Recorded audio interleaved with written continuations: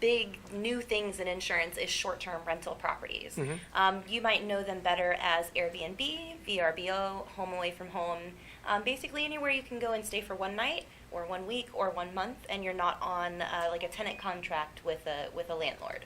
Right. So I've done that actually. They're really fun, aren't they? They're really great. Well, plus they save you a ton of money, because I went down to a writers' conference. It was like a 5 days writers' conference, and if I had stayed at a hotel, I mean, it would have been extremely expensive. And I got an Airbnb that was like less than 5 miles away, and it cost me about a third of what I would have paid in the hotel. And it was a beautiful house. And most of the time it's a whole house. Yeah. Yeah. It was really nice. They're very popular, and they are considered a special type of risk in the insurance world. So they're not your typical homeowners, where the owner of the home actually lives in the home full time. They're not your typical tenant insurance policies, where you have the same person in there all year round. This is more of a differently laid out program for the short-term rentals. We have several different companies that do write the policies for the short-term rentals, but it is specialized coverage, so it's way different than your typical tenant-occupied home insurance policy. They do provide the standard coverages for the building, the liability. We do like to include contents and coverage for your property, like your sofas, your entertainment TVs, stuff like that, because you are presenting the home as furnished. Right. So we will usually put the coverage contents in there as well. And the big one for the short-term rental landlords is the loss of use. So loss of use is if the home becomes unusable, unrentable, there is a certain amount of coverage you'll have in your policy that will pay for the amount of time that you can't rent the property up to a certain amount. So right. And I've actually heard of that happening, because I've read several articles of them coming back and like the whole house has been stripped bare, or somebody's trashed the place. I mean, so it might be a while before you're able to get another renter in. And it could be something simple, like someone woke up in the middle of the night, turned on the sink to get water, and forgot to turn it off, and now you've got a flood in the house. So obviously, if half your house is flooded with water, you can't rent it until you get it repaired. So not only are they going to pay for the coverage to clean it up and get it fixed, they're also going to pay you for the time that you can't rent it out, because that is technically your lost income as a landlord. Yeah. Do you have recommendations for people that want to get into it? Because again, that's the other thing. Most people don't even understand the ramifications, because you can't just use a regular homeowner's policy. Right. Start renting out your property. Right. A lot of the Florida home insurance companies strictly do not allow short-term rentals, because it's a different type of risk than your standard tenant-occupied home. So if you do have a policy that doesn't cover short-term rental exposure, and you have a claim from one of your short-term rental tenants, your policy is not only going to deny the claim, they're going to cancel your coverage right there and then. And in some cases, it can technically be illegal to not disclose that information to certain carriers. So we always recommend that you get the right policy for the right coverage that you need.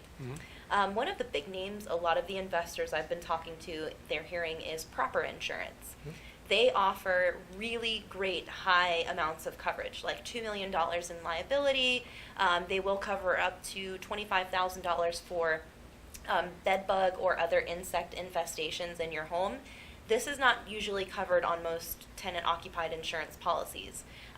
They have that exposure because you have so many people coming in and out and in and out and in and out.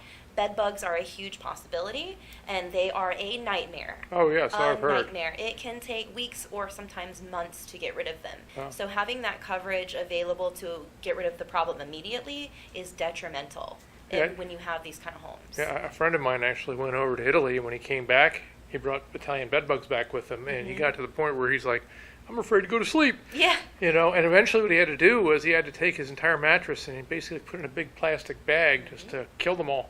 Yeah, the heat and suffocation of absolutely. You don't want to go through that. No, absolutely not. And the insurance companies, they do have references and resources to different companies that will help you take care of the problem if you don't want to handle it on your own, because it can be very stressful to get rid of bed bugs. Yeah. Well, another thing that's stressful too, because the other thing that you're liable for, the people that are inside your building. What happens if somebody does a slip and fall or falls down the stairs, or one of your tenants backs up the car and hits another tenant that's walking out the front? I mean, all that can happen. And you'd be that's- responsible for that, and your homeowners certainly wouldn't cover that. Right, right. And that's another reason why you want to offer higher liability for these short-term rentals. Mm-hmm. Because you have so many people coming in and out, you have a higher risk of something happening. You have more people coming in and out. You don't know who these people are. You don't get to meet them on a monthly basis. They don't pay you your rent at the end of the month every month. You don't really know them. So it's obviously a higher risk to have so many people coming in and out of one place that we always, always, always recommend higher liability coverage for those short-term rentals.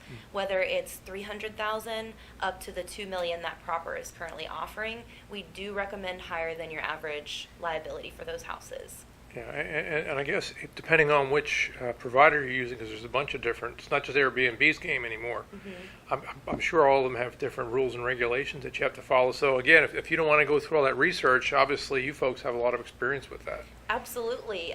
Myself and Nora, we do specialize in the short-term rentals. That's one of our biggest categories. We actually have a compiled list of the different companies that do allow the short-term rentals and under what conditions of the type of home you have for those short-term rentals. And we insure all of them, everything down the beach, down from Palm Coast to Miami to inner city, like the little cabins in Ocala and stuff like that. We insure pretty much all of them. Okay. I mean, is there anything else that somebody that's thinking about getting into the short-term rental game needs to know that you haven't already told me? Always take your time when you're purchasing insurance for your short-term rentals. Make sure that your agent thoroughly understands that this is a short-term rental property, and make sure that you have the coverage you need for the home. You want to make sure you have enough coverage for the building itself to be replaced if it was to burn completely down to the ground. You definitely want to make sure that you have the liability you need for the guests.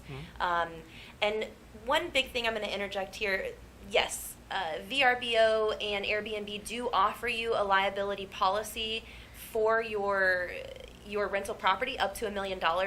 There is a chance that they could deny your claim. So you always want to have some kind of backup going. You don't ever want to depend on that one policy that you're not even really paying for as an insurance policy. It's basically them saying that they will cover a loss they deem coverable under liability. Now your insurance can kind of kick in if they decide to say, no, we're not going to cover that. So yes, they may tell you have $1 million in liability, but it may not apply to every liable issue you have legally. Yeah. So this insurance policy, you definitely want to make sure you have good amount of liability coverage on there. Unless you want to get eaten out of house and home when something goes wrong and you find out it's not covered. Exactly. And another one of the big things you want to consider are deductibles. If you have a home that is on West Palm Coast or like the coast of Miami, within 3 to 5 miles of your tidal waters, always watch that hurricane deductible. I have seen a lot of people that have them at 5%, and 5% of a $300,000 building is a lot of money. A lot of money. So if you have your roof torn off completely and your house is $100,000 worth, your deductible is going to be $5,000. Even if it's just the roof, because it goes by that total building value. So if you have a $5,000 deductible and the loss was only $8,000, you're only going to get about $3,000 to cover that loss. So always make sure you're paying attention to your deductibles if you're in a high windstorm area. That windstorm deductible is very, very important and can make or break you if something happens. All right. Well, great. If I ever want to rent out my home, I know where to go. So if anybody out there has a bunch of short-term rentals that they're looking to make sure they have covered properly in the case of an event, give us a call anytime. Our number is 904-388-6446, and we have agents ready and available to help you 5 days a week. See you next week. Thanks.